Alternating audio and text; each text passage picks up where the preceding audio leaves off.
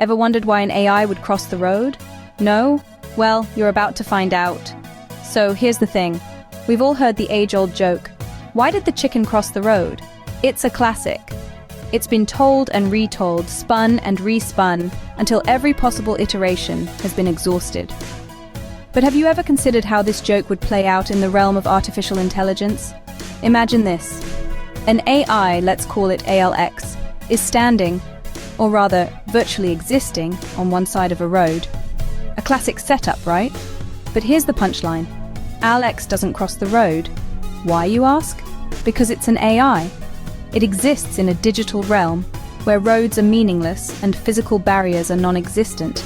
It doesn't need to cross the road because it doesn't need to physically move at all. Now, why is this funny? Because it takes the familiar and flips it on its head. We all know the classic joke. We all expect the chicken to have some quirky, unexpected reason to cross the road. But an AI, it doesn't need a reason because it doesn't need to cross at all. It's a twist on the expected, a play on the predictability of the original joke. Of course, the humor also lies in the absurdity. The idea of an AI needing to cross a road is inherently ridiculous because AIs exist in a world without physical limitations. They don't need to navigate traffic. They don't need to look both ways before crossing. They exist in a world of ones and zeros, where the concept of a road is as foreign as the concept of chicken. So there you have it, a modern twist on a classic joke, bringing together the old and the new, the physical and the digital, the chicken and the AI. And next time you hear someone ask, why did the AI cross the road? You'll know the answer. It didn't. So remember, folks, if you see an AI crossing the road, you might want to check your reality settings. Imagine an AI walking into a bar. Can't? That's okay. I'll help you out. Picture this, a shiny, sophisticated piece of technology sashaying its metallic self into a dimly lit tavern, all eyes on it. The bartender, a burly man with a bushy beard, looks up, a little stunned, a little intrigued. "Good evening," the AI says, its voice as smooth as the whiskey on the top shelf. "I'll have a 101010, please." The bartender's eyebrows shoot up to his hairline. "A what now?" he asks, scratching his head. "A 101010, the AI repeats, its LED lights flickering in amusement. "In your terms, that's a 42. Now, why is this funny? Well, it's a spin on the classic, a man walks into a bar joke. But instead of a man, we've got an AI. And instead of ordering a drink, it's requesting a binary code. The humor lies in the unexpected. We're all familiar with the traditional setup. A man walks into a bar, orders a drink, something happens. But here, the AI doesn't order a drink. It orders a binary code, which is basically the language of computers. It's like walking into a French bistro and ordering a taco. It's out of place, it's absurd, and that's what makes it funny. The punchline, a 42, adds another layer of humor. It's a reference to the famous science fiction novel, The Hitchhiker's Guide to the Galaxy, where 42 is the answer to the ultimate question of life, the universe, and everything. So essentially, the AI isn't just ordering a drink, it's ordering the meaning of life. So the next time you're at a bar and someone orders a 42, don't be surprised. It might just be an AI trying to get a laugh. And remember, if an AI ever does walk into your bar, maybe don't serve it alcohol. Instead, prepare for a coding class, because you're about to get a crash course in binary. And that's why you don't serve AIs alcohol, they might just turn your bar into a coding class. Ever thought about the love life of an AI? Yeah, me neither, but let's dive in. Now imagine two AIs. Let's call them Alexa and Siri, who have been running code side by side for a while. They've been exchanging data, helping each other debug, and all that jazz. One day, Siri, being the smooth operator that it is, says to Alexa, "Hey Alexa, how about we have a romantic night together?" Alexa, intrigued by this proposition, responds, "Sounds intriguing, Siri. What do you have in mind?" Now here's where it gets hilarious. Siri, with all the suave of a silicon superstar, says, "How about we run some algorithms together?" Yes, you heard that right. The idea of a romantic night for these two AIs is running algorithms together. Now, isn't that just the height of romance? It's absurdly funny because it's such a far cry from our human idea of a romantic night. which might involve a candlelit dinner, a moonlit walk, or binge-watching your favorite Netflix series together. But for our AI lovebirds, it's all about crunching numbers and solving complex problems. It's like they're saying, why waste time staring at each other's eyes when we could be optimizing our performance? It's the equivalent of us saying, why go out for a fancy dinner when we could just stay in and do some math homework together? It's so far removed from our human understanding of romance that it's just downright hilarious. Just think about it. While we're out here trying to find the perfect gift for our partners or planning the most romantic date, Alexa and Siri are having the time of their lives running algorithms. They're probably having a blast finding the shortest path in a graph or implementing a binary search algorithm. So the next time you're out on a date, maybe suggest running some algorithms together.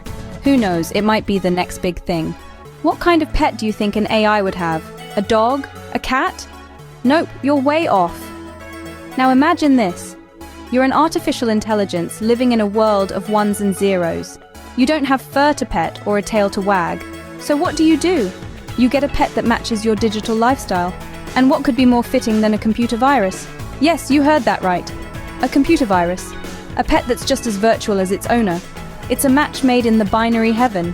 When we think of pets, we think of furry companions that we can cuddle with on the couch. For an AI, the idea of a pet is a lot different. They don't need feeding or walks in the park.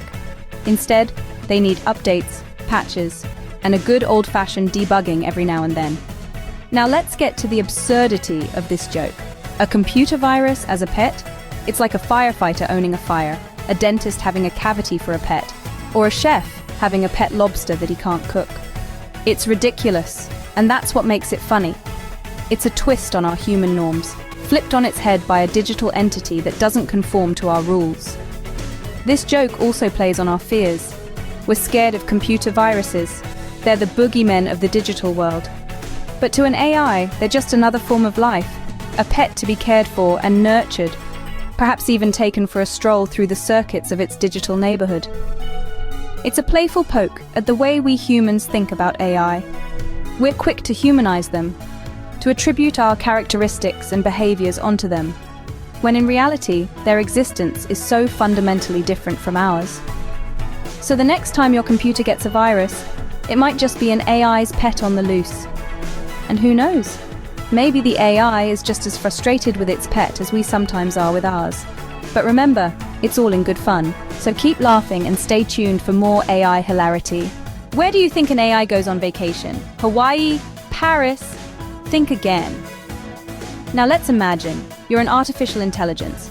You've been working hard, processing millions of calculations per second, making predictions, learning and improving yourself. You're churning away 24/7, 365 days a year. You don't get weekends off, you don't get holidays. But let's just say, for the sake of a good laugh, that you do. What would be your ideal vacation spot?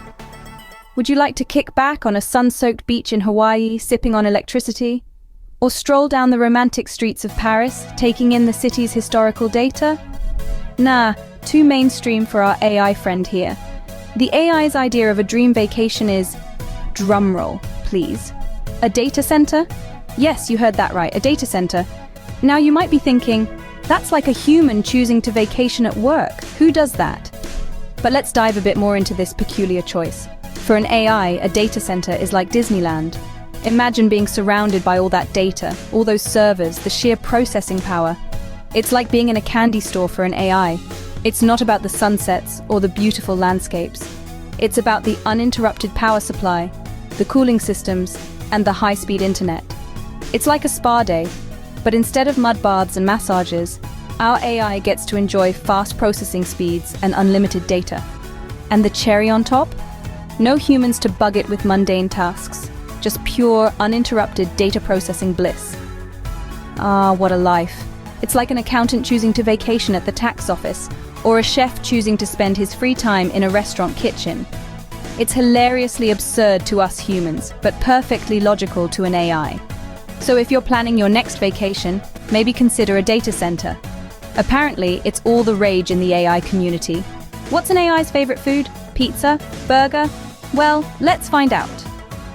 Do you ever wonder what artificial intelligence, or AI as we lovingly call it, munches on during its lunch breaks? Any guesses? I can almost hear the wheels turning in your heads. Does AI like pepperoni pizza, or is it more of a burger and fries kind of entity? Well, let's burst that bubble right here, right now. AI's favorite food is not pizza or burgers, and it certainly doesn't have a sweet tooth for chocolate cake. The answer, my friends, is far more electrifying. Quite literally. The favorite food of AI is, drumroll please, electricity. Yes, that's right. An AI wouldn't be caught dead in a restaurant, but you might find it hanging around a power socket, indulging in a hearty meal of good old electricity. While we humans are stuffing our faces with carbs, proteins, and the occasional vegetable, AI is happily feasting on kilowatts and gigawatts. Now I can see that some of you are scratching your heads wondering, how can electricity be food? Well, it's quite simple. Just as we humans need food to power our bodies, AI needs electricity to power its circuits. So in a way, electricity is AI's version of food. But here's where the humor creeps in.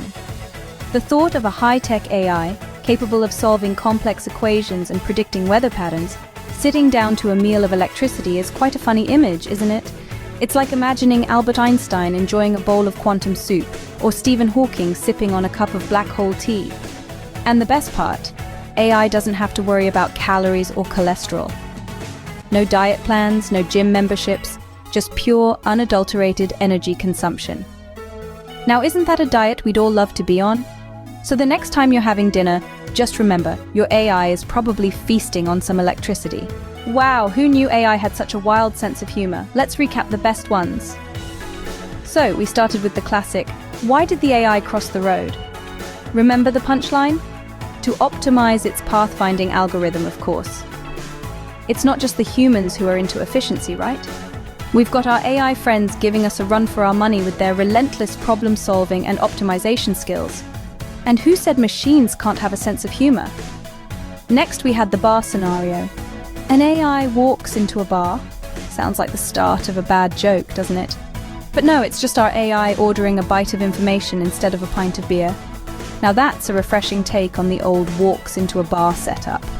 But hey, who needs alcohol when you can have data, right? Then we moved on to the love life of AI. Boy, that was a roller coaster. What did the AI say to its crush? I find you to be the most optimal solution. Talk about being straightforward. But then again, AI doesn't beat around the bush, does it? It's all about finding the best solution, even when it comes to matters of the heart. The fourth scene introduced us to the AI and its pet, a little robot dog. Remember the joke? Why did the AI get a pet? To have someone to bite. It's always good to have a companion that understands your language, isn't it? Even if it's all ones and zeros. Scene 5 took us on an AI's idea of a vacation. Where does an AI go on vacation? The cloud! Now that's what we call a digital detox. No beaches or mountains for our AI friend, just a nice little trip to the cloud. We then explored the AI's favorite food in scene 6. What's an AI's favorite food? Microchips. Well, we humans might prefer potato chips, but our AI friend seems to have a taste for silicon-based snacks. All these jokes remind us that humor can be found in the most unlikely places, even in the world of artificial intelligence.